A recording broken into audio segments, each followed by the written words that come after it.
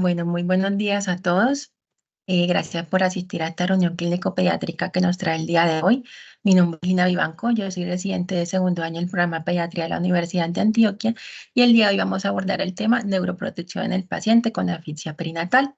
Agradezco a la doctora Angélica Arteaga, quien es pediatra neuróloga del Hospital Alma Mater de Antioquia y docente de nuestro programa de pediatría, quien me ayudó en la asesoría como tal de esta presentación. El contenido que les traigo propuesto para el día de hoy es hablar inicialmente un poco acerca de definición y epidemiología, cuáles son cuál es la fisiopatología y los factores de riesgo de la asfixia perinatal, cuáles son los resultados neurológicos que nos trae esta enfermedad, la atención inicial en salud que debemos tener siempre en cuenta para el abordaje de los pacientes con asfixia perinatal y cuáles son las terapias de neuroprotección y qué nos dice la evidencia al respecto para finalmente dar unas conclusiones finales.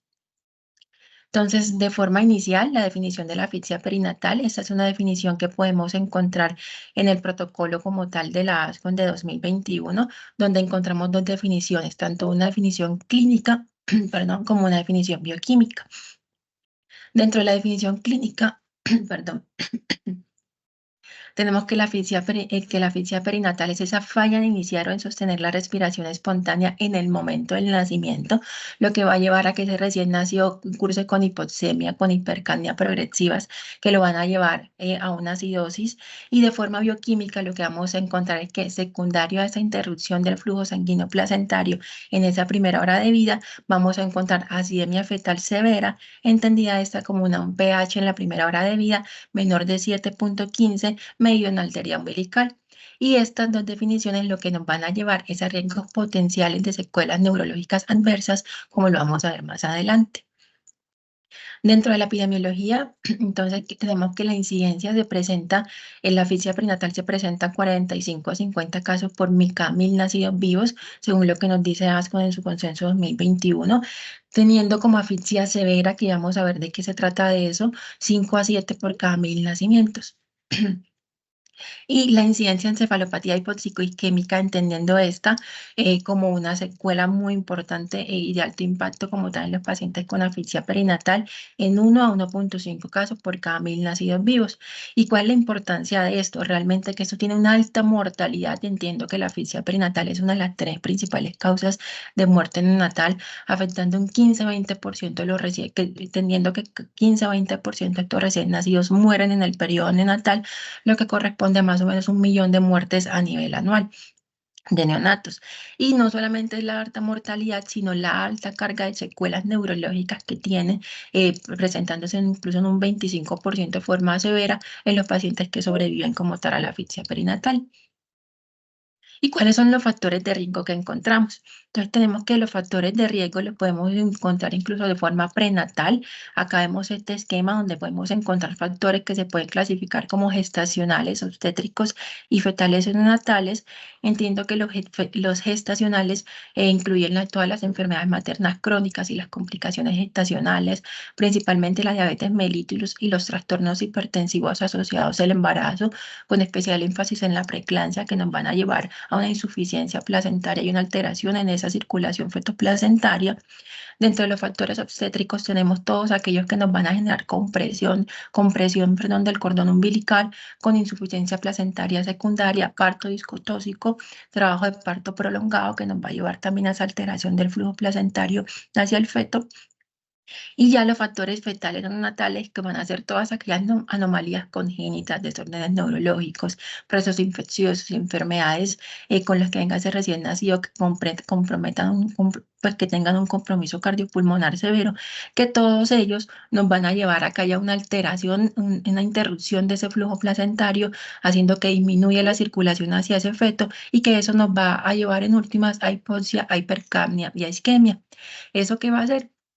Va a generar entonces una acidosis con la consecuencia de disminución de ese pH y una disminución en esa adaptación como tal al periodo, pues al nacimiento, con una disminución entonces en el Apgar, y esto va a ir asociado entonces a un estrés fetal agudo que va a ser mucho más más dañino en los pacientes secundarios, dependiendo de su edad gestacional, siendo mucho más importante en los pacientes prematuros, y en los recién nacidos a términos también va a estar asociado especialmente a los pacientes que tienen un síndrome de aspiración meconial. ¿Esto a qué va a llevar? Esto básicamente va a llevar a que haya una redistribución del flujo sanguíneo, haciendo que disminuya ese flujo renal, pulmonar, hepático y muscular, para que de forma secundaria pueda aumentarse el flujo a nivel cerebral, coronario y adrenal, tratando de compensar esa circulación cerebral baja que tenemos por esa alteración en ese flujo fetoplacentario. Más sin embargo, una vez fallan los mecanismos de compensación para poder aumentar ese flujo, pues va a haber una limitación hacia ese flujo cerebral, lo que va a llevar en últimas a una lesión cerebral isquémica. Pero no solamente eso, sino que si los mecanismos que alteraron como tal, que llevaron como tal a esa alteración de ese flujo persisten, pues va a persistir entonces esta disminución del flujo en los diferentes tejidos, que de forma persistente lo que nos van a llevar es que estos otros tejidos, renal, pulmonar, hepático y muscular, pues vayan a tener una lesión celular precisamente por la isquemia, alterando como tal su función y llevando a falla multiorgánica. Ahora, estos factores prenatales y esta redistribución del flujo sanguíneo nos van a explicar como tal a lo que se ve en la fisiopatología de la asfixia perinatal, y es que tenemos 4 fases. La primera fase como tal ocurre en la primera hora de vida, donde hay un cambio del tipo de metabolismo. Sabemos que como tal nuestro metabolismo como tal es aerobio y depende como tal del oxígeno. Sin embargo, secundario como tal a esa falta de oxígeno, pues va a disminuir esa producción de ATP, lo que nos va a llevar a una insuficiencia energética primaria. Esa insuficiencia energética lo que va a llevar es que haya una disfunción de la bomba sodio-potasio, haciendo que aumente el sodio intracelular, y pues de la mano del sodio va a venir el líquido, pues el agua, lo que va a llevar a que haya edema y lisis celular. Pero no solo eso, sino que también va a haber una despolarización de la membrana posináptica, lo que va a hacer que aumenten los aminoácidos excitatorios, principalmente glutamato, y adicionalmente que aumente ese calcio intracelular, lo que va a derivar, perdón, en aumento de esa excitación neuronal y aumento como tal de las necesidades energéticas y del metabolismo.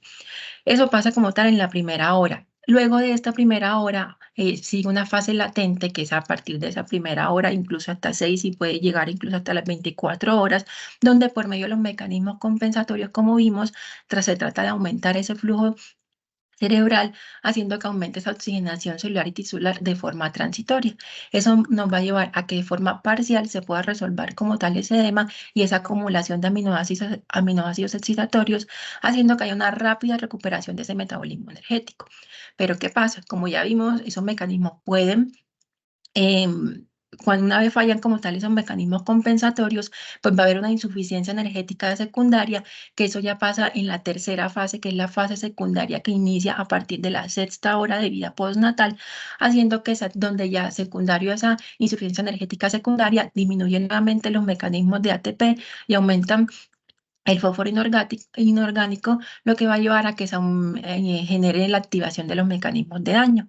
¿Y cuáles son esos mecanismos de daño que van a generar, pues, como ese daño en la asfixia perinatal? La excitotoxicidad, que básicamente va a generar una acumulación de esos aminoácidos excitatorios, ya vimos principalmente glutamato, haciendo que de forma secundaria, pues, nuevamente entre ese calcio intracelular en la neurona posináptica, que va a llevar a edema, a lisis y acidosis. Adicionalmente, se va a generar estrés oxidativo y daño mitocondrial, con aumento de la liberación de especies reactivas de oxígeno, que van a generar no solamente aumento en esa permeabilidad de la mitocondria, sino que también van a generar daño directo en el tejido, haciendo que se lleve también a muerte celular. Y adicionalmente, por la activación, pues, de las células de la microglia y los astrocitos, pues se van a activar, se van a generar a liberar moléculas proinflamatorias que van a activar toda la cascada proinflamatoria, que va a aumentar como tal el edema y la lisis celular. Entonces, que vemos que todos estos mecanismos nos van a llevar a muerte celular, no solamente por la isquemia, por esa disminución, pues, del flujo que va a llevar a necrosis, sino que por todas estas vías también vamos a tener apoptosis de ese tejido, pues, de esas células neuronales. Eso sería la tercera fase, que es esa secundaria, y luego de eso tenemos una fase terciaria que puede cursar semanas, meses, incluso años después de ese evento de hipoxia isquemia, donde si tenemos como tal persistencia del daño porque no logramos una adecuada reperfusión de ese tejido, pues va a haber una glosia reactiva, activación persistente de esos receptores proinflamatorios y cambios epigenéticos que nos van a llevar a que persista como tal el daño celular neuronal, Y pues como no va a haber una adecuada y pues secundario a estos mecanismos, pues va a haber una inadecuada reparación y regeneración del tejido neuronal, lo que nos va a llevar a disfunción y a secuelas neurológicas. Acá podemos ver en este esquema entonces como la evolución que se tiene en el periodo de asfixia perinatal en estas 4 fases que vimos, entendiendo que en esta primera hora de vida es el periodo donde cursa como tal esa asfixia perinatal, pero que luego de esto tenemos otras 5 horas antes de que se generen como tal esos mecanismos de daño que ya vimos y que por ende estas primeras 6 horas de vida es lo que conocemos como la ventana terapéutica para prevenir ese daño neurológico que se produce en la asfixia perinatal. Porque una vez establecidos estos mecanismos de daño que ya vimos a partir de esas 6 horas de vida, pues ya se van a generar todos los mecanismos, todas las secuelas y ese daño neurológico derivado de la asfixia perinatal que ya vamos a ver cuáles son. Y es por eso la importancia de que en estas primeras 6 horas de vida se generen o se inicien como tal mecanismos como de terapias neuroprotectoras para prevenir ese daño neurológico. Y es precisamente por eso que la ventana neurológica, perdón, que la ventana terapéutica de la hipotermia terapéutica es en esas primeras 6 horas de vida. Ahora, ¿cuáles son esos resultados neurológicos que tenemos con la asfixia perinatal? Sabemos como tal que hay una isquemia que se genera como tal en esa primera hora de vida, más sin embargo, eso no es una lesión que sea estática, sino que va a ir evolucionando con el tiempo, porque como vimos, como forma compensatoria se va a aumentar ese flujo cerebral, pero si no hay una adecuada regulación, pues también pueden aparecer lesiones hemorrágicas que pueden afectar no solo a matriz germinal, sino a nivel intraventricular, lo que va a generar mayor daño a nivel cerebral. Y estos cambios los podemos ver en las imágenes con una intensidad en la señal, principalmente pues como está en la resonancia, aunque en entrada también podemos hacer ecografía, pero es en la resonancia donde vamos a ver esos cambios de intensidad que van a reflejar esos procesos de necrosis y de desmielización. Y también podemos encontrar dilatación ventricular. ¿Y eso clínicamente en qué se va a reducir? ¿En qué se va a traducir? Inicialmente a corto plazo vamos a ver entonces encefalopatía hipoisquémica, que la vamos a ver y la vamos a analizar con la escala o con la clasificación pues, de Sarnat, que la vamos a ver más adelante, así como convulsiones neonatales, que estas convulsiones neonatales no necesariamente van a ser clínicas, sino también eléctricas, y de ahí deriva la importancia de hacer un adecuado monitoreo neurológico en los pacientes con asfixia perinatal, independientemente de que no presenten convulsiones clínicas, pues evidentes hay que hacer como tal electroencefalograma. Pero a largo plazo también podemos encontrar diferentes secuelas secundarias de todo este año que ya vimos, donde vamos a ver deterioro cognitivo, parálisis cerebral infantil, discapacidad visual y auditiva, podemos encontrar epilepsia, problemas de aprendizaje, problemas de conducta e incluso trastornos psiquiátricos como lo son la esquizofrenia. Y esos resultados van a ser incluso peores en los pacientes en los pacientes prematuros. ¿Por qué? Porque vamos a ver que incluso esos pacientes prematuros, pues las causas que tenemos asociadas a la prematuridad incluyen también procesos infecciosos que van a llevar a mayor inflamación, y no solamente eso, sino también enfermedades maternas que van a llevar a una condición crónica de hipoxia, que va a hacer que disminuya como tal ese flujo placentario, lo que va a hacer que se genere mayor estrés oxidativo, mayor inflamación, menor mielinización, y lo que va a llevar pues como tal a mayor muerte celular. En el momento como tal del parto, pues ese recién nacido pretérmino pues va a tener menor madurez, lo que se va a traducir también en inmadurez de esa vasculatura, que va a hacer que sea mucho más difícil controlar pues todo ese proceso inflamatorio,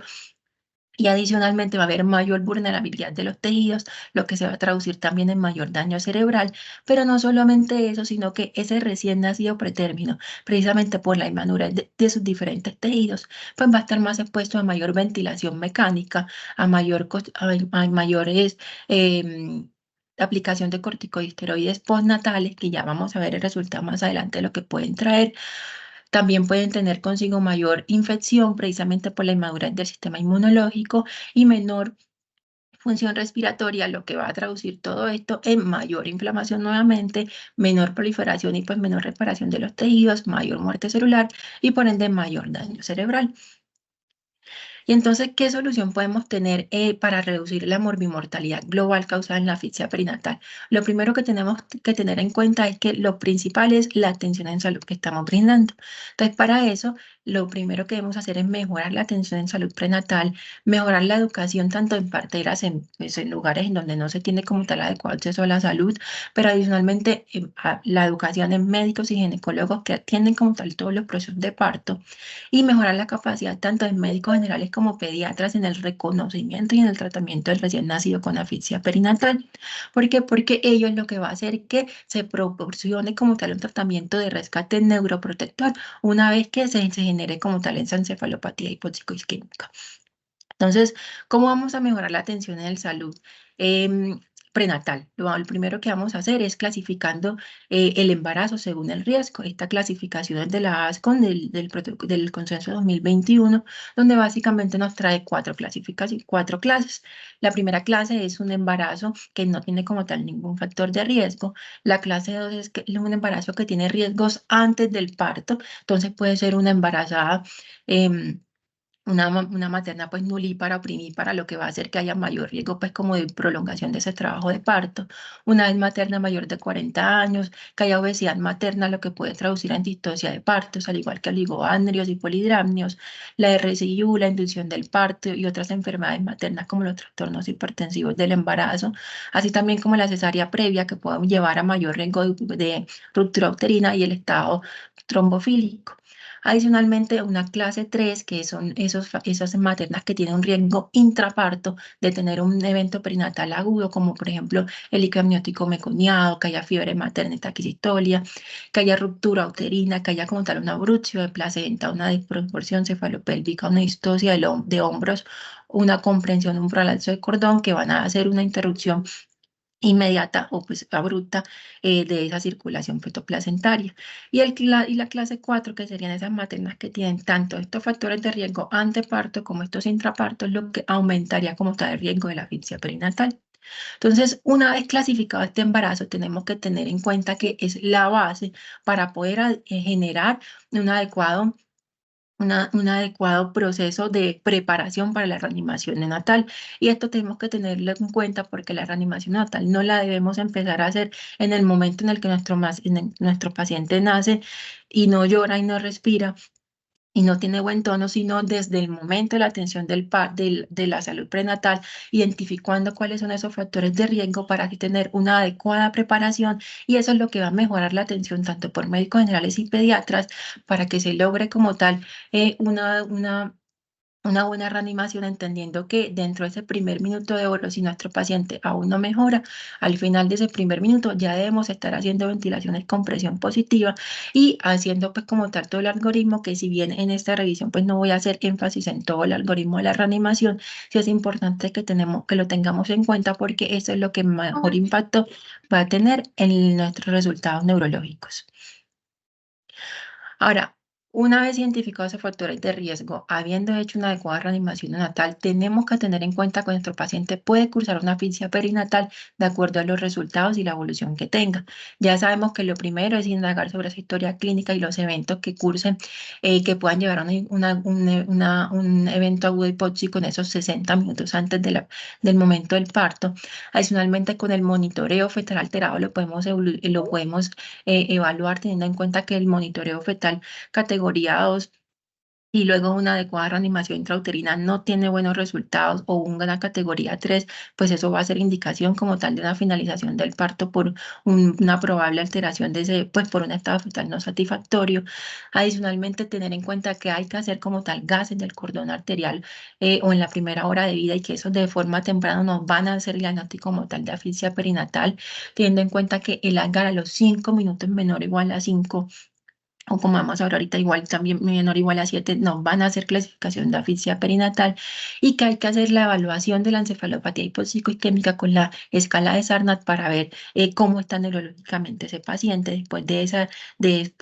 evento hipóxico que se presentó y si hay compromiso de algún otro órgano blanco, porque con base a esto es que vamos a determinar si nuestro paciente requiere otras intervenciones aparte de la asfixia perinatal y aparte de las complicaciones que se puedan derivar, por ejemplo, de su prematurez.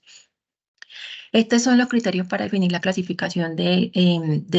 grado, perdón, de encefalopatía, que es el Tarda modificado, que lo podemos encontrar en el consenso de la ASCON. No voy a entrar pues como detalles en él, pero lo importante es que tengamos en cuenta que hay que evaluar el nivel de conciencia, la actividad espontánea, la postura, el tono, los reflejos primitivos, succión y moro, y el sistema autonómico, evaluando pupila, frecuencia cardíaca y respiración, tanto de forma activa como pasiva, y de acuerdo con los hallazgos que encontremos lo vamos a clasificar como leve, moderado o severo. Ahora, de acuerdo al grado de encefalopatía que encontremos, eso lo vamos a tomar asociado a la clasificación de ese ANCAR y de la evaluación de los gases arteriales en esa primera hora de vida, y con eso vamos a hacer la clasificación de la asfixia perinatal, entendiendo que la clasificación, una vez tengamos una clasificación de asfixia perinatal moderada o severa, esos van a ser criterios como tal para empezar neuroprotección en ese recién nacido. Entonces, en una clasificación severa vamos a encontrar mínimo 3 criterios, que sería esta primera fila, que tenga un álgebra a los 5 minutos menor o igual a 5, asociado además a un pH en la primera hora menor de 7, que puede ser una muestra arterial o venosa, con una base de exceso menor 16 en la primera hora de vida, y que adicionalmente en esa escala de Sarnat encontremos un estadio 2 o 3, que nos hablaría de una encefalopatía hipopsicoisquémica moderada a severa, al igual que un lactato mayor o igual a 2. Entonces, 3 criterios nos harían como tal una clasificación de asfixia severa. Y la moderada, que sería un algar a los 5 minutos menor o igual de 7, asociado que en esa primera hora de vida los gases sean menores a 7,15, es una muestra del cordón que puede ser arterial, venosa o capilar, con una encefalopatía leve o moderada, que sería un SARNAT igual a 1 o 2. Entonces, los otros pues los noto acá, pero voy a hacer mayor énfasis pues en esta moderada severa, porque son los pacientes que van a como tal a clasificar para iniciar una terapia neuroprotectora. ¿Y cuáles son entonces las terapias de neuroprotección que tenemos para estos pacientes con asfixia perinatal que van a llevar a esa encefalopatía hipopsicoisquémica? Entonces, lo primero que tenemos es como tal la hipotermia terapéutica, que es la base del tratamiento y que mayor tiene evidencia hasta el momento, pero también tenemos otros tratamientos en uso clínico que voy a traer a colación, tanto los que son no solamente de forma postnatal, sino también prenatal, y vamos a mencionar algunos tratamientos en estudio que actualmente se están realizando. Entonces, para empezar con la hipotermia terapéutica, sabemos que es el estándar de manejo para los pacientes que luego de una asfixia perinatal cursan con una encefalopatía hipopsicoisquémica moderada severa, pero tiene unos criterios claros de inclusión. La hipotermia terapéutica ya sabemos por diferentes estudios que tiene un efecto neuroprotector evidente, que no solamente aplica en ese periodo perinatal, bien se va a prolongar hasta la infancia, y que actualmente considera que es una emergencia terapéutica, que es tiempo dependiente y que la idea es iniciarlo en esa primera ventana terapéutica que vimos, que son esas primeras 6 horas de vida.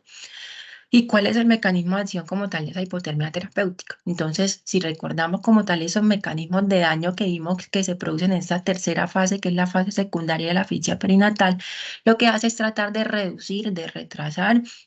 y evitar esos daños de mecanismos que se cursan a partir, que empiezan a iniciar, pues que inician a partir de esos 6 horas de vida, que serían la excitotoxicidad, haciendo que se retrase como tal esa despolarización de la membrana, que disminuya esa tasa de liberación y de acumulación de aminoácidos excitatorios, recordemos principalmente el glutamato,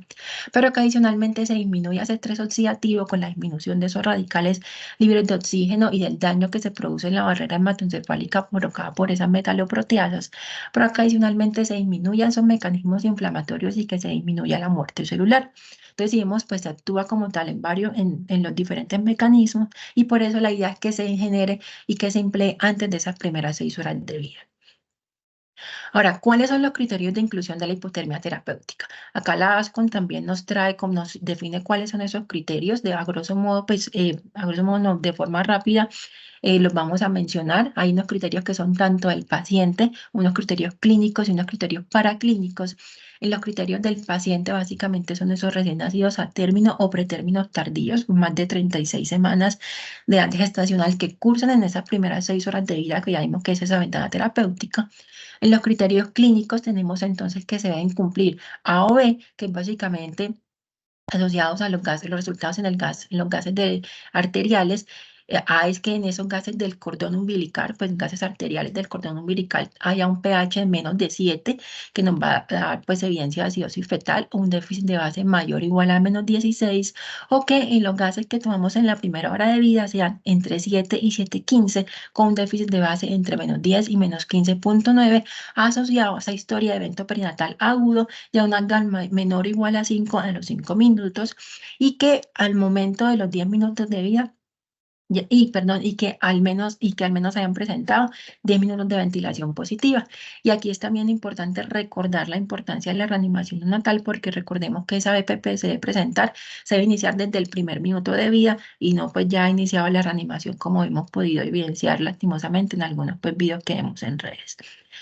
Cualquiera de esos dos criterios asociados a una encefalopatía hipoxiquémica moderada severa, que la podemos tener o tanto con los criterios de Sarnat o con evidencia convulsiva tanto clínica como eléctrica, y de ahí la importancia de hacer un adecuado monitoreo electroencefalográfico en estos pacientes con asfixia perinatal. Y dentro de los criterios paraclínicos encontraríamos que se haga un electroencefalograma amplitud integrada, perdón,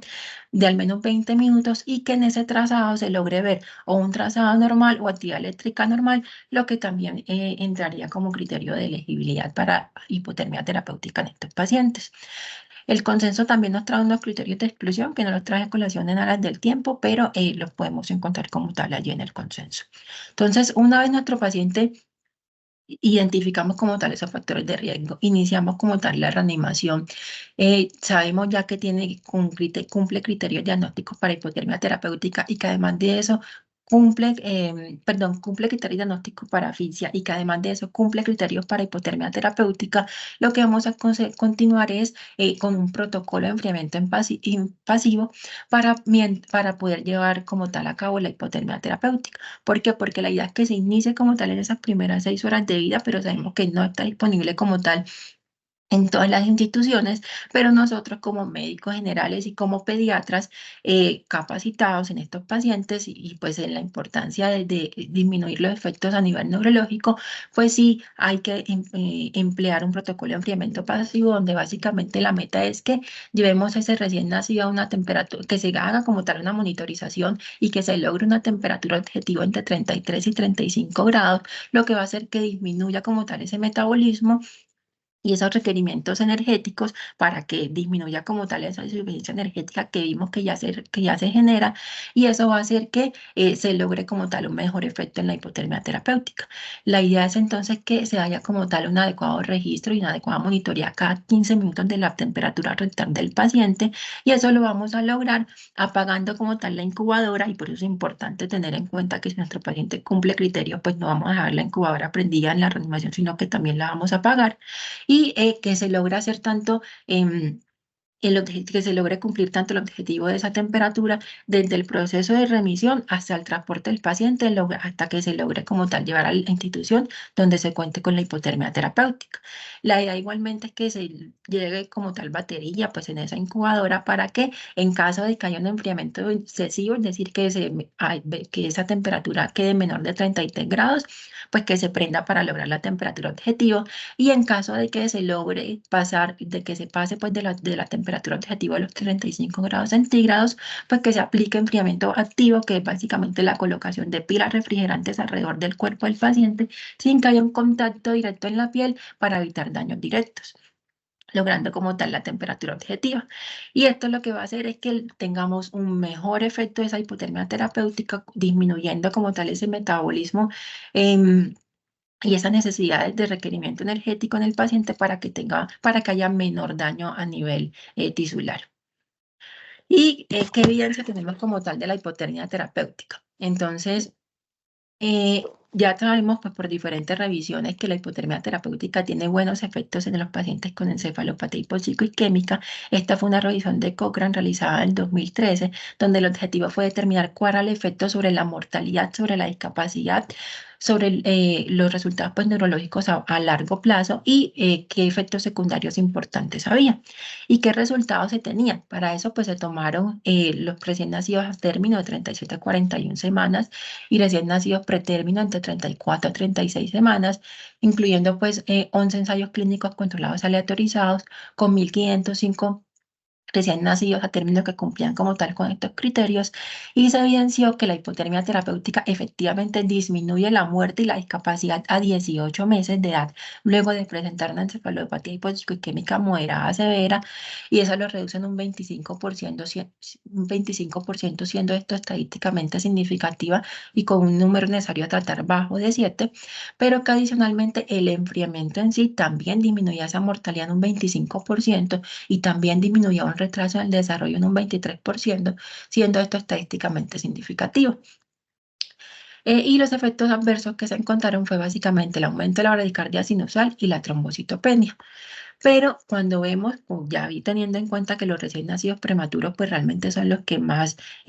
los que peores resultados neurológicos van a tener, pues cuando se evalúan los resultados de la hipotermia terapéutica en estos recién nacidos prematuros, tengo varios estudios que nos dicen que realmente son más los efectos secundarios que se generan con la hipotermia terapéutica que los efectos benéficos. Y por eso pues no están como tal indicados. Que se haga la hipotermia terapéutica a estos recién nacidos pretérminos. Entonces, que vemos que la hipotermia terapéutica en este estudio retrospectivo realizado en el 2021 incluye recién nacidos, estos son una población más pequeña, recién nacidos pretérminos 31 recién nacidos pretérminos entre 34 y 35 semanas y 32 recién nacidos a término. Se comparó la diferencia entre los efectos secundarios, viendo que era mayor en un 90% en los recién nacidos pretérmino, teniendo estos mayor riesgo de hiperglucemia, de recalentamiento temprano, de muerte y de lesión en la sustancia blanca en comparación perdón, no lactantes, sino recién nacidos a término después del enfriamiento. Sin que no se generaran tampoco pues, efectos secundarios en los a término, porque acá también se presentaron en un 81%. Y en este otro estudio del 2018, donde también se valoraron los resultados en los recién nacidos pretérminos con encefalopatía hipoxicoisquémica, que se fueron llevados a hipotermia. Este fue un análisis de corte retrospectivo no controlado, donde se evaluaron 30 recién nacidos pretérmino entre 33 y 35 semanas y se vio una alta incidencia de complicaciones que incluían coagulopatía, trombocitopenia y muerte. E incluso el 50% de esos pacientes tuvo resultados graves, teniendo en cuenta tanto muerte como desarrollo neurológico moderado a grave, lo que nos lleva a que estos recién nacidos prematuros realmente no sean candidatos a hipotermia terapéutica. ¿Esto que nos lleva entonces a que se necesita como tal buscar otro tratamiento? Porque precisamente estos recién nacidos pretérminos y que cada vez vemos que hay mayor tecnología y por ende hay mayor recién nacidos pretérminos. Sin embargo, estos no son un objeto como tal, pues no están incluidos en los criterios como tal para realizar hipotermia terapéutica, y además vimos que esa hipotermia terapéutica pues realmente no está del todo disponible en en todas las instituciones, y tiene una ventana terapéutica pues de esas 6 horas que es más bien corta, y que adicionalmente realmente los resultados que nos disminuyen son un 25%, que también realmente son pocos, pues son grandes, digamos, si vamos a comparar la población, pero realmente queda un 75% pues de resultados neurológicos adversos que podemos tener, y por eso se necesitan como tal otros tratamientos neuroprotectores. Entonces, en la búsqueda como tal de esos tratamientos, se han realizado diferentes estudios, sobre todo pues a nivel como de los animales, que se han evidenciado pues que pueden tener como tal efectos neuroprotectores. Acá traigo a colación pues diferentes. ¿Hay alguien, porfa, que tiene el micrófono abierto para que lo apague? Ahí se han entonces generado diferentes estrategias de neuroprotección que se han venido investigando en diferentes modelos animales, que básicamente, si vemos acá en esta última fila, pues van a actuar en los diferentes mecanismos de acción, mecanismos de daño, perdón, que se producen en esa tercera fase de asfixia perinatal, que son la excitotoxicidad, el estrés oxidativo, la apoptosis, la inflamación, y que se están igualmente investigando pues en modelos ya como tal humanos. Acá no voy a hacer énfasis como tal en todos, porque realmente varios de ellos tienen efectos contradictorios, pues si bien tienen buenos resultados en modelos animales, no tienen del todo resultados que puedan ser reproducibles en modelos humanos, y por eso voy a hacer énfasis en los anticonvulsivantes, en la eritroproyetina, que se menciona como tal en el consenso de la ASCO, en corticoides y en sulfato de magnesio, porque actualmente hacen parte de los protocolos de manejo de las embarazadas para como terapias como tal de neuroprotección. Y lo vamos a dividir como tratamientos que actualmente están en uso clínico y que están como tal en investigación. Entonces, en estos tratamientos en uso clínico tenemos tanto los corticoides de forma prenatal y postnatal y el sulfato de magnesio y adicionalmente los anticonvulsivantes que vamos a hacer énfasis en el fenobarbital y en el topiramato. Más sin embargo, antes como tal de pasar pues como a las revisiones y a la evidencia de cada uno de estos, de cada una de estas estrategias de neuroprotección, pues quisimos traer acá con nuestra asesora, ver quién fue Archie Cochrane, Cochrane, perdón, porque varias de las evidencias pues va a ser basada pues como en las diferentes revisiones que se tienen en esta colaboración internacional. Entonces, Archie Cochrane fue un médico epidemiólogo británico que fue que está catalogado como el padre de la medicina basada en la evidencia y que básicamente estuvo como tal fue un médico como tal que estuvo en la Segunda Guerra Mundial. Él fue como tal preso de guerra y adicionalmente, luego de haber sido liberado de esos 4 años como prisionero, estuvo trabajando como médico en los campos como tal de prisioneros y una de las principales enfermedades que tenía a cargo o de la que se estaba muriendo la población de la tuberculosis y hace una reflexión en su libro, pues en su principal libro que es Efectividad y Eficacia, Reflexiones al azar sobre los servicios de salud publicado en el 72, donde hace la siguiente reflexión, em, entre comillas, pues abro comillas. Tenía suficiente libertad para elegir las terapias. Mi problema era que no sabía cuál usar y cuándo hacerlo. Gustoso habría sacrificado mi libertad por un poco de conocimiento. Nunca había escuchado hablar de ensayos clínicos randomizados o pues aleatorizados, pero sabía que no había evidencia real de que aquello que ofrecíamos tuviese algún efecto sobre la tuberculosis y tenía el temor de haber acortado la vida de algunos de mis amigos con el uso de intervenciones innecesarias. ¿Y a qué hace esta reflexión? A que básicamente se estaban teniendo muchísimas terapias, pero no se lograba tener como tal una evidencia sobre qué terapia como tal estaba siendo efectiva o no en los pacientes y cuáles terapias eran innecesarias. Entonces, de la mano de esto, pues vamos a tener ahorita diferentes revisiones basadas en la evidencia. Entonces, el primero de los medicamentos es los corticosteroides. Sabemos como tal la potente acción antiinflamatoria que tienen los corticosteroides. Sabemos que aceleran como tal esa maduración pulmonar y estimulan la producción de surfactante, lo que va a hacer que tengan un muy buen efectos sobre el desarrollo pulmonar en los recién nacidos pretérminos y adicionalmente pues van a aumentar esa actividad del sistema enzimático antioxidante, haciendo que en últimas esos recién nacidos pues logren tener una mejor adaptación a ese entorno de hipoxia que se genera en el nacimiento. Más sin embargo, la pregunta es, ¿tienen efecto neuroprotector esos corticosteroides? Entonces, acá vamos a ver diferentes revisiones. Esta es una revisión de Cochrane publicada en 2020 donde se evidenció, donde el principal efecto como tal que se quería la maduración pulmonar en recién nacidos pretérminos, aplicado pues obviamente de forma prenatal, pues en esas embarazadas con amenaza de parto pretérmino. Este fue entonces un metaanálisis de 30 ensayos clínicos donde se les aplicó corticosteroides a 7.774 mujeres y se evaluó el resultado de 8.158 recién nacidos pretérminos. Su principal efecto o su principal hallazgo iba a ser la maduración pulmonar. Sin embargo, también se logró una reducción en la muerte perinatal con reducción tanto de la muerte natal como el síndrome de dificultad respiratorio, como la enterocolitis necrotizante de forma estadísticamente significativa, como lo vemos acá, pero también se logró una disminución de la hemorragia intraventricular de forma estadísticamente significativa, lo que nos diría, listo, hay neuroprotección. Más sin embargo, cuando se evalúa como tal ese efecto a largo plazo, acá tenemos como tal un ensayo clínico controlado, aleatorizado, doble ciego, con 1.509 madres a las quienes se les aplicó como tal dexametasona o betametasona. Estudio fue publicado en 2019 y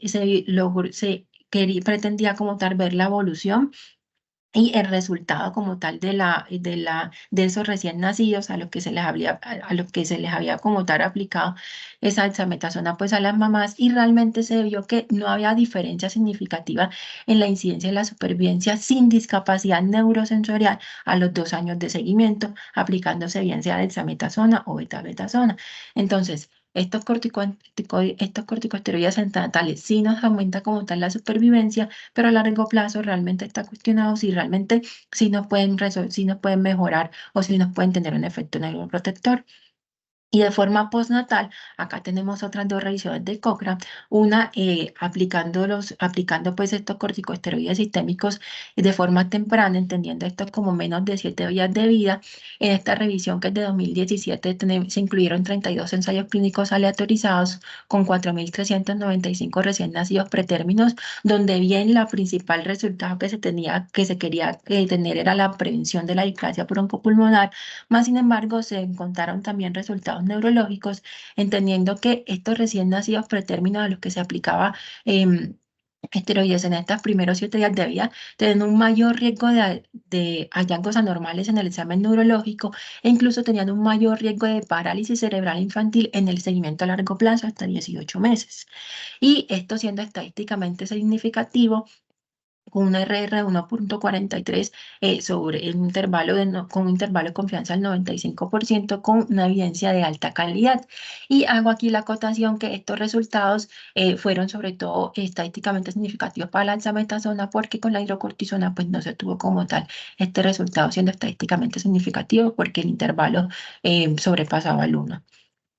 Y cuando se evalúa la aplicación como tal de estos corticosteroides de forma tardía, entendiendo estos más de 7 días de vida en estos recién nacidos pretérminos, que el principal objetivo que también tenían era prevenir la displasia broncopulmonar, realmente también se encontraron hallazgos sobre la parte neurológica y es que estos esteroides postnatales se asociaron con un aumento en la retinopatía en del prematuro sin que se aumentara como tal la ceguera, pero también hubo una reducción en la hemorragia intraventricular grave, que eso ya se había encontrado previamente, así como en la muerte, pero adicionalmente hay una tendencia hacia un aumento en la parálisis cerebral o un examen neurológico anormal. Sin embargo, cuando se hace revisión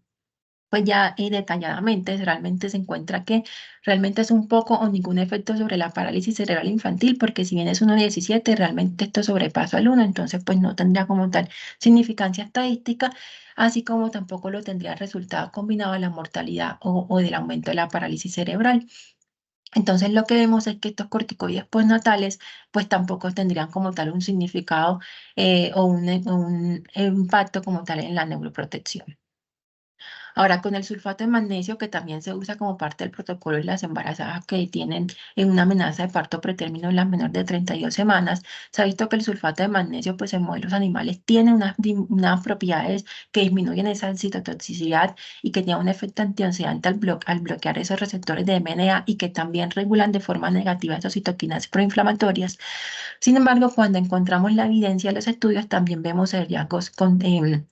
que no son del todo reproducibles. Este primer estudio acá, que es de 2009, tomó pues como tal estudios de una revisión sistemática de la base de Cochrane, donde se evaluaron 5 ensayos clínicos aleatorizados sobre el tratamiento prenatal con sulfato de magnesio en maternas que tenían amenaza de parto pretérmino antes de las 37 semanas, teniendo como tal en total 6.145 recién nacidos, y el hallazgo principal fue una pequeña reducción en la incidencia de la parálisis cerebral, teniendo un alto número necesario a tratar de 63, lo que nos diría, listo, esto puede tener un efecto. Más sin embargo, cuando se hace también seguimiento a largo plazo, especialmente pues a 18 meses, que es lo que seguimiento que se hizo en este estudio, con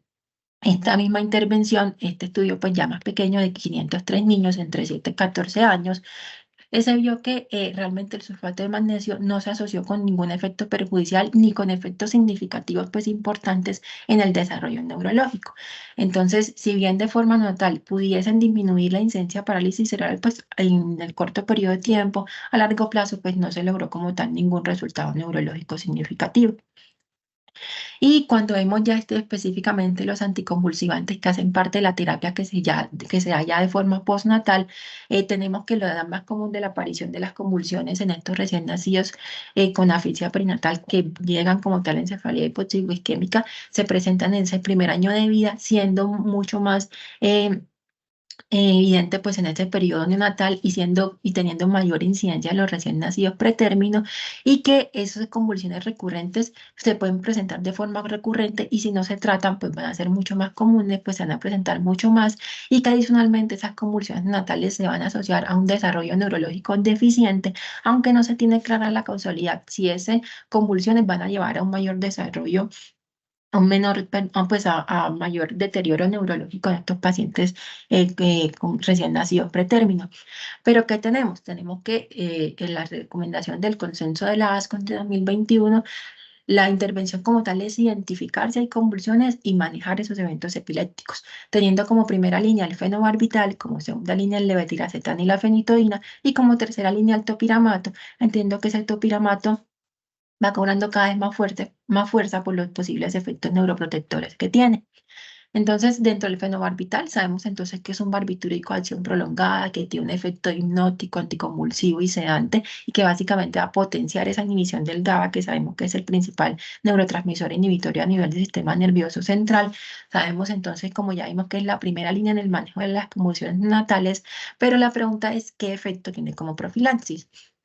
Entonces, acá tenemos esta otra revisión de Cochrane de 2016, donde se intentó poner, donde se quería pues, estudiar como tal el impacto como tenía como tal la profilaxis con los barbitúricos, pues en este caso especialmente que la fenitoína, para la prevención de la mortalidad en el seguimiento de los pacientes con asfixia perinatal. Entonces, aquí se incluyeron 9 ensayos clínicos controlados aleatorizados comparando frente a ese tratamiento convencional, es decir, los pacientes que tenían convulsiones con tratamiento profiláctico, es decir, dárselo a los pacientes que no tenían como tal convulsiones para ver cómo funcionaba como neuroprotector, y eso se dio en los primeros 3 días de vida de pacientes con asfixia perinatal. 8 de esos ensayos compararon tanto profilaxis como tratamiento convencional de fenobarbital. Y uno de ellos comparó barbitúricos versus fenitoína. ¿Y que se encontró? Que realmente, si bien la administración profiláctica de los barbitúricos, especialmente fenobarbital, redujo como tal las convulsiones, realmente no hubo como tal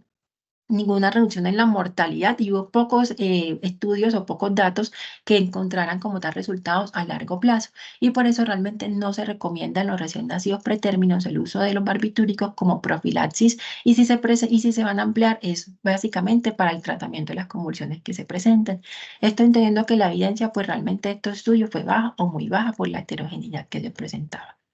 Y en el caso del topiramato, entonces sabemos que es también un anticonvulsivante que tiene diferentes mecanismos de acción. Uno de ellos es que modula los canales de sodio voltaje dependientes, potencia también esas corrientes GABA y aumenta y bloquea, perdón, el bloqueo, perdón, y genera bloqueo del receptor del glutamato. Con base a esto, pues han estado haciendo diferentes estudios en animales y principalmente pues en roedores como para evaluar su efecto neuroprotector, y se ha visto que que tiene como tal regeneración del sistema nervioso después de una lesión cerebral. Y cuando se evalúan como tal los estudios y cuando se miran como tal esos estudios, pues ya como tal en modelos humanos, vemos que este estudio pues es de 2010. Vamos a ver algunos estudios como tal de topiramato, pero a partir de este se empezaron, y pues de esos buenos efectos en modelos animales, se empezaron a hacer estudios de eficacia y de seguridad con topiramato. El objetivo como tal de este fue precisamente evaluar la seguridad de la asociación entre topiramato y hipotermia en los recién nacidos a términos que tenían una asfixia perinatal moderada grave y su efecto a corto plazo, evaluando esto entre 6 y 18 meses. Y pues si bien la población fue corta, pues fue poca, 37 recién nacidos tratados con hipotermia versus 37 recién nacidos tratados con hipotermia y topiramato oral 3 días consecutivos en 2 dosis diferentes, 5 miligramos primer día, 5 miligramos segundo día y 3 miligramos ese tercer día. Se vio que esos recién nacidos que tenían evidencia con que habían sido tratados con topiramato disminuían sus efectos secundarios, pues sus secuelas neurológicas a corto plazo, y que con base a esto pues se hacía como tal la recomendación de iniciar el uso de topiramato de forma profiláctica, pues como neuroprotección a dosis de 5 a 6 miligramos kilo en un tiempo de ventana en esos primeros 3 días, si el paciente no cumplía como tal con los criterios de hipotermia terapéutica. Y pues con base a esto se han venido haciendo otros estudios. Este fue un estudio de seguridad y de eficacia que se hizo también en neonatos con encefalopatía hipoxicoisquémica, donde fue básicamente pues, un estudio de fase 2 multicéntrico, aleatorizado, controlado para evaluar esa seguridad y esa eficacia, donde se usó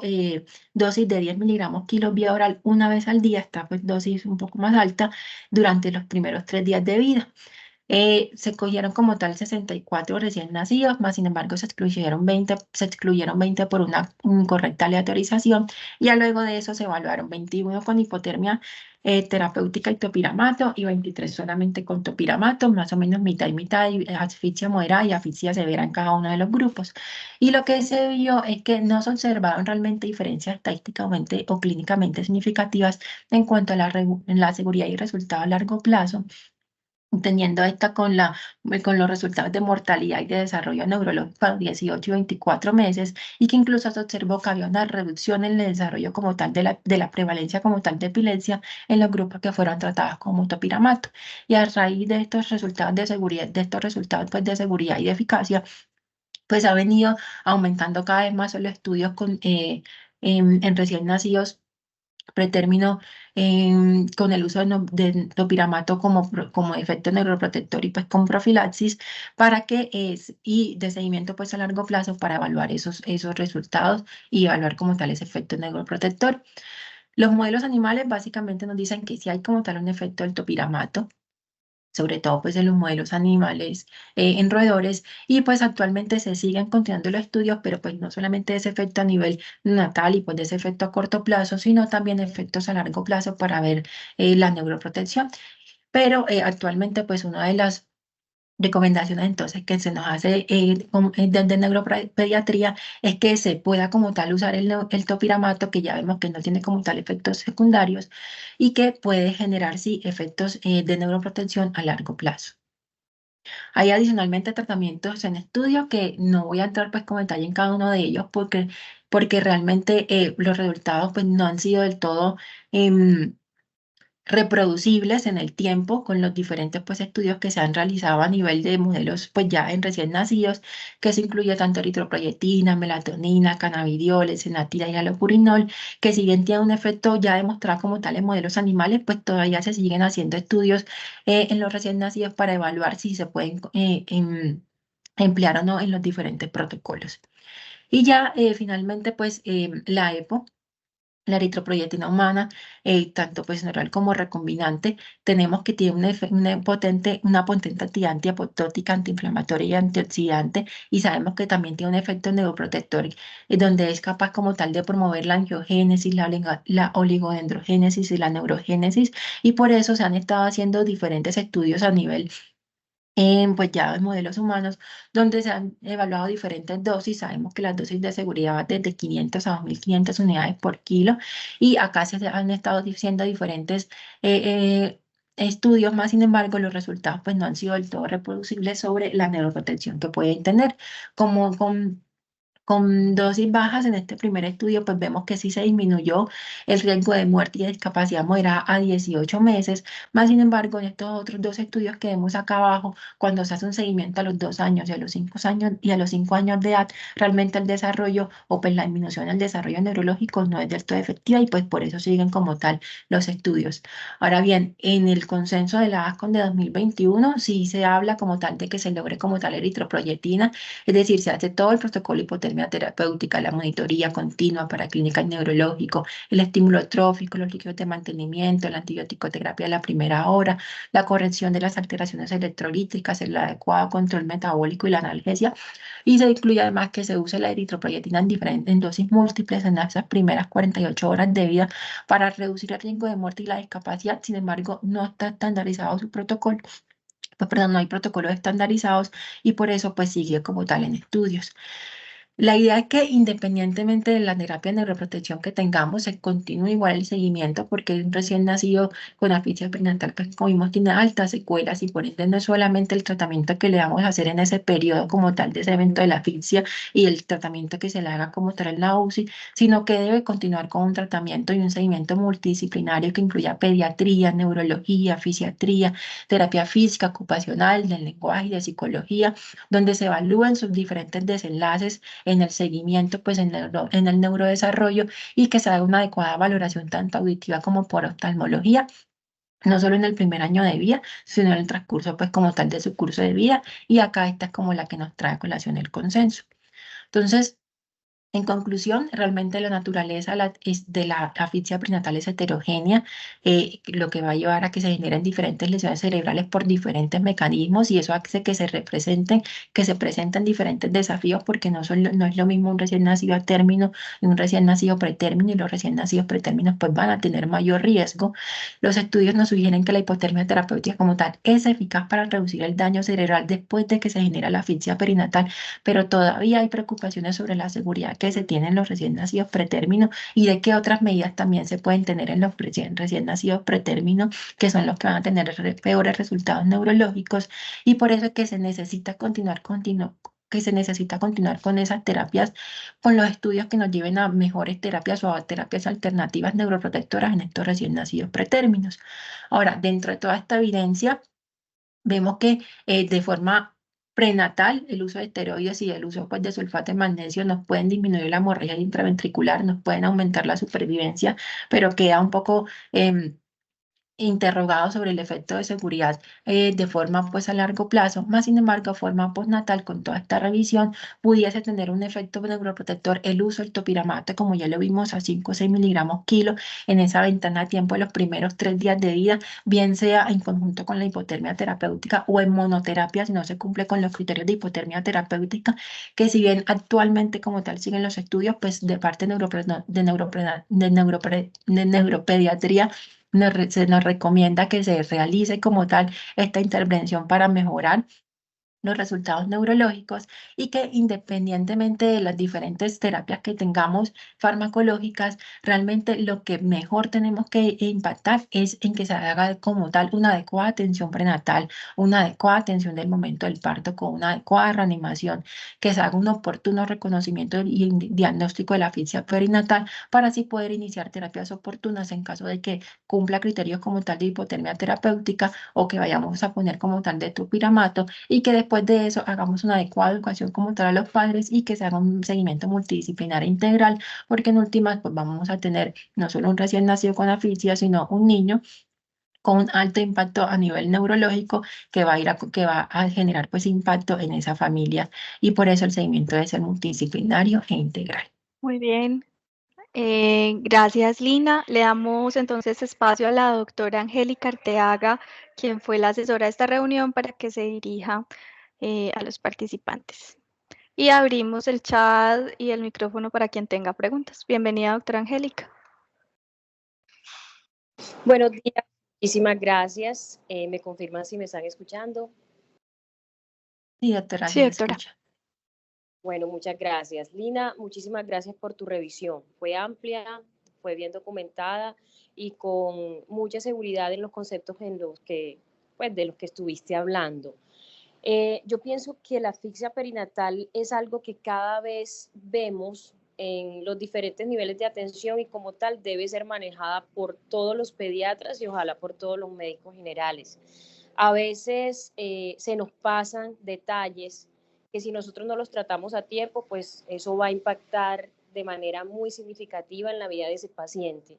Y que a nosotros no se nos olvide que nosotros no solamente tenemos como el objetivo de garantizar que los pacientes sobrevivan, sino que sobrevivan, pero con calidad de vida. No es mantener al niño ahí como con un encarnizamiento terapéutica para que más adelante sea un niño con alta discapacidad. Tenemos que correrle, pero desde el primer momento.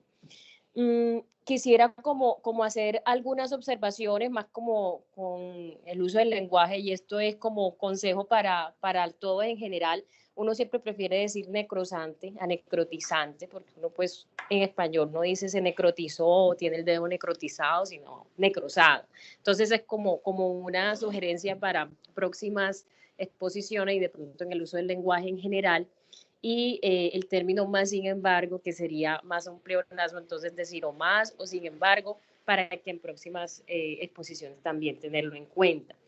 En general la exposición me gustó mucho porque refleja mucho de los estudios que se han hecho en los últimos años, del impacto que tienen y recordar que no solamente tenemos la hipotermia cerebral para el niño que ha tenido asfixia perinatal, sino que tenemos muchos recursos para poderlos tratar, para poderlos ayudar y que ese niño que ya se nos salió de la ventana, que ya pasaron las 6 horas, igual le sigamos luchando, igual le sigamos trabajando. Y si tenemos la posibilidad de tener un electro de amplitud integrada, que ojalá siempre esté en todas las unidades donde nosotros atendamos neonatos, va a ser de ayuda para vigilar presencia de crisis, presencia de alteración electroencefalográfica, que va a permitir empezar terapias de manera más precoz y obviamente disminuir complicaciones a largo plazo. Me gustó mucho el abordaje, me gustó cómo usaste las ayudas didácticas, que no sea mostrar estudio tras estudio y tablas. Me encantó que no usaras tablas, porque es que eso baja la atención. Entonces, si uno quiere mostrar la información y ser convincente con los resultados de un estudio, tú cuentas lo que encontraste en ese estudio, lo que a ti te impactó, lo que a ti te asombró, lo que tenemos para dar, pero una tabla que ni siquiera se vea, eso no tiene sentido mostrarla. Tú tienes todas las herramientas para mostrar esa información de una manera más amena y más didáctica, y por eso te felicito. Y te felicito por toda la exposición, porque se ve que hiciste una búsqueda juiciosa, que mostraste la parte de epidemiología y fisiopatología, que es fundamental, porque de ahí es que nosotros sacamos por qué revisamos este tema, porque es importante que todos los conozcamos, y que hagas esa revisión de estudios de una manera crítica y mostrada de una manera realmente didáctica. Muchísimas gracias, Lina, te felicito. Muchas gracias, Doc. Bien, la doctora Verónica Jaramillo está pidiendo la palabra. Doctora, bienvenida. Y el doctor Javier Sierra también está pidiendo la palabra. Entonces le damos la palabra primero a la doctora Verónica y luego al doctor Javier. Muchas gracias, doctora Joana. Muchas gracias, Lina. Me gustó muchísimo la exposición, especialmente porque nosotros apenas en neurología infantil es que tenemos la oportunidad de rotar en lugares donde se aplica la hipotermia neonatal. En este caso, pues a mí me tocó rotar en UPB con la doctora Carolina Serrano, que además es una pionera en traer la terapia de hipotermia neonatal, no solo a la ciudad, sino pues en el país. Y es muy importante que como pediatras que trabajemos o que estemos en unidades donde veamos recién nacidos, independiente de si no tenemos todos los recursos, de si no tenemos el electro de amplitud integrada, que sería nuestra gran herramienta, nuestra primera opción, si sepamos muy bien revisar a ese paciente, a ese recién nacido, tener muy claros los criterios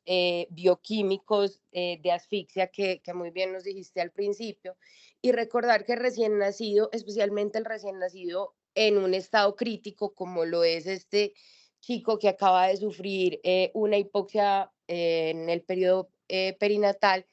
es un niño que debemos tratar de tocar y de manipular al mínimo. Entonces, recordar que gran parte del examen físico del neonato se hace por observación, mirar cómo se mueve de forma espontánea, si hay o no movimientos de forma espontánea, recordar en qué orden van a aparecer ciertos reflejos. Recordar que los más pretérminos, como bien lo decías, no suelen ser candidatos a hipotermia terapéutica más por el aumento en los efectos deleterios de la hipotermia que porque no tengan un buen efecto, hacen más acidosis y por eso hacen mayor mortalidad. Pero ante todo recordar que los neonatos son el único grupo etario, aparte del paciente crítico que esté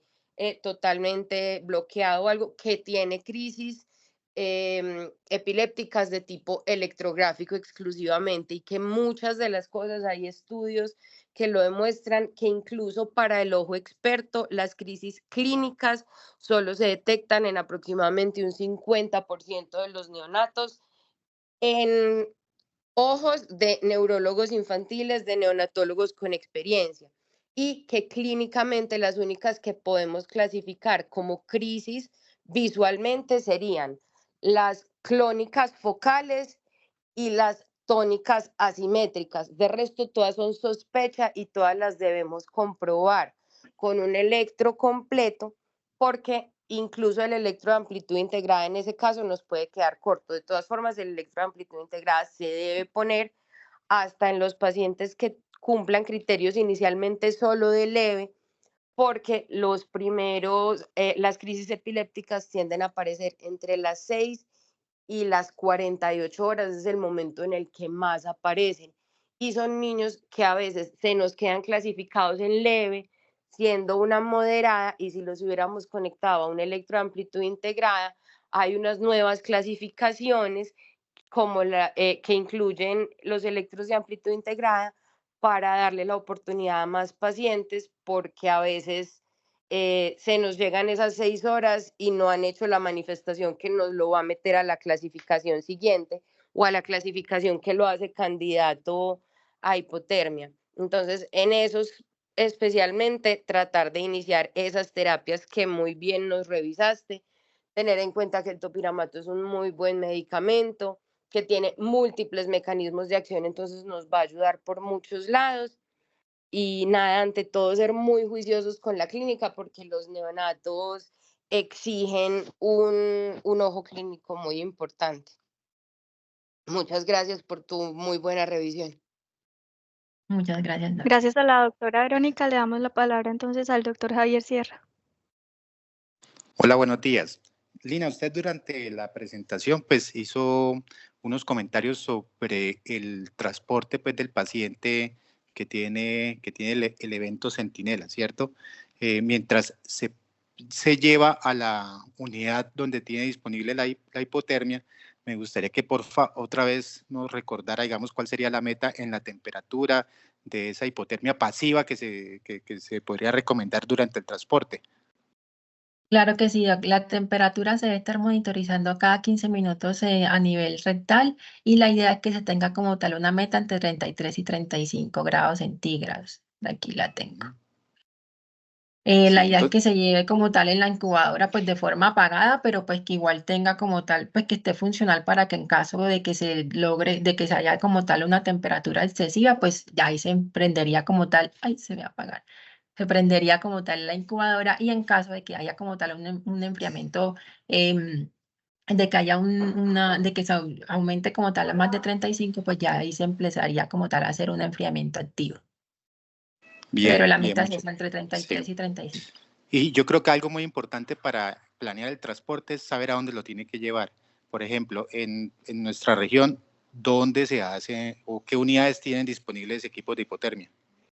Adelante, doctora Verónica, mientras Lina nos puede contestar.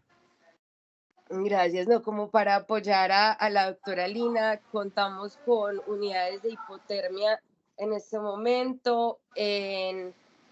la Clínica Bolivariana, si no estoy mal, en el General, en Rosario del Tesoro, y ya, creo que en ese momento son estas 3. Clínica Prado, Hospital General, también. Ah, bueno, me faltó Prado entonces, sí, porque Ujú. el general sí, entonces me confirma, Doc, perfecto. Sí. Muchas gracias. Entonces, es muy importante, sobre todo para, digamos, los médicos que nos están viendo acá, que trabajan en sitios donde tienen que remitir a esos pacientes que les nazcan con indicación de hipotermia, es que no en cualquier unidad de neonatos tienen disponible el equipo. Entonces, yo creo que parte de la planeación de ese transporte es saber a dónde lo tiene que llevar, ¿cierto? Entonces, vaya, pues, hay una ventana muy corta pues, de tiempo. Si nosotros estamos en un municipio que está a 4 horas de aquí de Medellín, por ejemplo, pues se nos acorta mucho más, o sea, se nos va casi toda la ventana en el transporte, así que tienen que llegar directamente donde pueden contar con esos sitios y saber que muy posiblemente los equipos estén ocupados ya con un paciente, porque en las unidades donde hay la disponibilidad de hipotermia generalmente hay un equipo,